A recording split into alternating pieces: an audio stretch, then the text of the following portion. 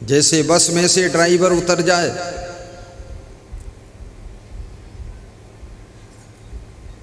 तो बस में हॉर्न है पर बजता नहीं है क्योंकि ड्राइवर उतर गया, और बस में स्टीयरिंग है पर मुड़ता नहीं है, बस स्टार्ट हो सकती चाबी है पर स्टार्ट होती नहीं है क्योंकि ड्राइवर नहीं है।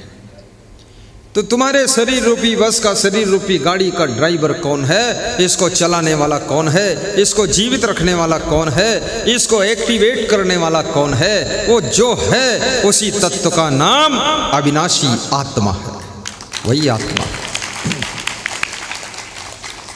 उसी आत्मा के कल्याण के लिए सत्संग है, भक्ति है, स्वाध्याय है, साधना है, ध्यान है, पूजा पाठ है। उस आत्मा का कैसे कल्याण होगा? तो आत्मा का कल्याण तुम करोगे, फिर तुम कौन हो?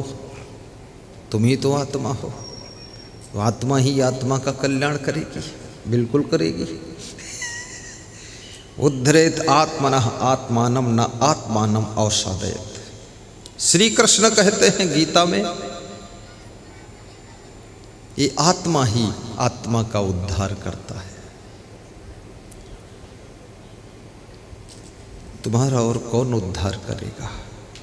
महात्मा बुद्ध कहते हैं, अपदीपो भव, अपने दीपक स्वयं बनो। स्वयं दीपक बन जाओ, जलते हुए दीपक बनो। स्वयं दीपक बन करके स्वयं अपने ही प्रकाश में अपनी ही जिंदगी का विकास करो। जैसे महिलाएं स्वयं भोजन बनाती हैं, स्वयं खाती भी हैं, स्वयं बिस्तर बिछाती हैं, स्वयं उस पर आराम भी करती हैं। जैसे मैं प्रवचन सुनाता हूँ, स्वयं सुनता भी हूँ, मोबाइल में फिर सुन लेता हूँ, मैं भी सुन लेता हूँ। ऐसे ही इस आत्मा का कल्याण ये आत्मा ही करेगी। तुम और आत्मा अलग अलग नहीं हो। ये कहने का एक तरीका है, तुम ही तो आत्मा हो और तुम ही तो परम तत्व हो। परंतु ये आत्मा परमात्मा को ढूंढ रहा है। और सभी महान पुरुष कहते हैं बाहर मत ढूंढो, फिर भी लोग बाहर ढूंढ रहे हैं। तो ढूंढने वाला कहता है भीतर कहाँ ढूंढूं? भीतर जाने का कोई रास्ता नहीं, भीतर कोई बस भी नहीं जाती है, न ट्रेन जाती है। भीतर में घुसूं कैसे? किधर से गेट इसका है? भीतर जाओ बताते।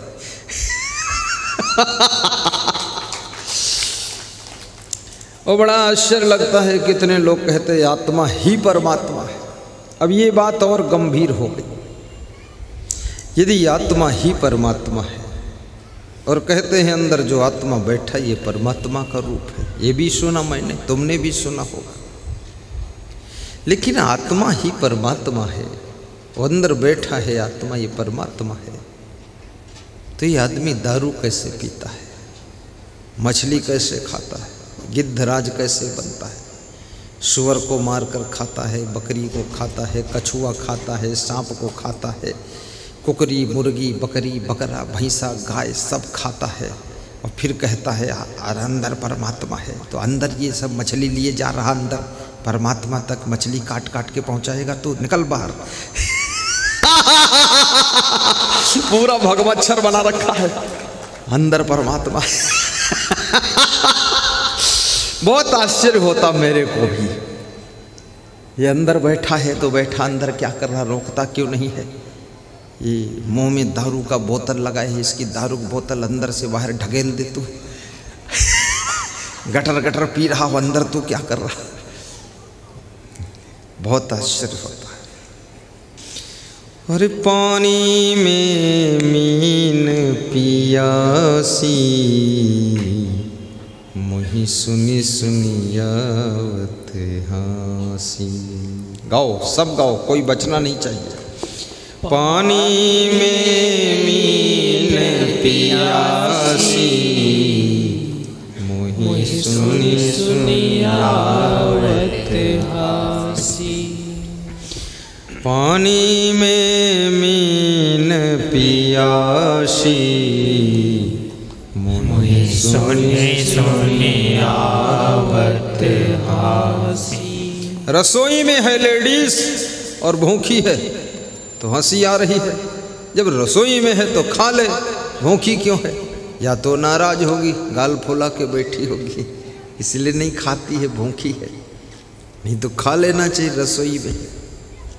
पानी में मछली और प्यासी है, या तो उसको पता ही नहीं कि पानी क्या है, पीना क्या है, उसी में घूम रही है, पानी को समझती नहीं और प्यासी तड़प रही। तो कबीर साहब कहते इसीलिए हमको हंसी आती है। हंसी आती है तो हंसो, कौन मना करता ना हंसो, खूब हंसो, जिंदगी भर हंसो, हंसते रहो। हंसते हंसते थक जाओगे तब हंसना बंद करोगे, लेकिन हंसने से मतलब क्या है? तो कबीर साहब कहते मतलब यह है, मछली से तो मतलब ही नहीं है, मतलब इस आदमी से है कि इसके घट के अंदर परम तत्व परमात्मा विराजमान है, लेकिन ये उसको बाहर ढूंढ रहा है, इसलिए हंसी आ रही है। जैसे आपका सामान घर में खोया हो और तुम ढूंढो खेत में जाकर, तो तुम्हारी पत्नी को तो हंसी आएगी ही। एक पति ऑफिस जा रहा था,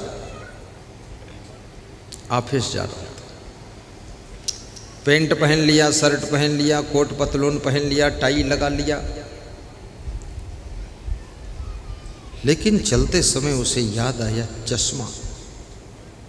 तो चश्मा ढूंढ रहा था, चश्मा बिना उसको अक्षर दिखते नहीं थे ऑफिस में, तो चश्मा ढूंढा, चश्मा मिला ही नहीं। तो पत्नी से कहा मेरा चश्मा ढूंढने में मदद करो। पत्नी उसी का नाम है जो पति को मदद करे। चाहे चश्मा खो जाए तो चश्मा ढूंढने में मदद करे, पेंट गंदी हो जाए तो पेंट धोने में मदद करे, पति के पैर दर्द करे तो तेल मालिश में मदद करे। मददगार रहे। कितनी पत्नियां अपने पतियों को बड़ी मदद करती हैं, कितनी पत्नियां अपने पतियों को ऐसा तेल मालिश करती है हड्डी तक चरमरा जाती है।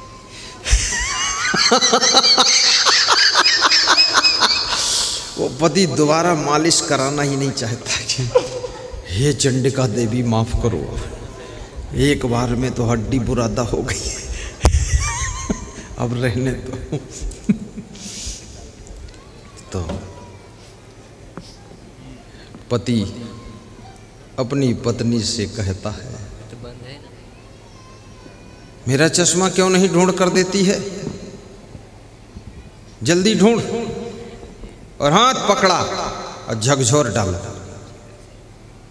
पतियों की आदत पत्नियों को झकझोरने की रहती है। वह पत्नी सौभाग्यशाली है जिसका पति झकझोरता ना हो, अन्यथा पति भी कोई कम खतरनाक नहीं है। क्या भरोसा कब झकझोर दे पूरा। जैसे छोटे पेड़ को झकझोरा जाता है, ऐसे कितने पति पूरा रावण है, अपनी पत्नी को झकझोर डालता है।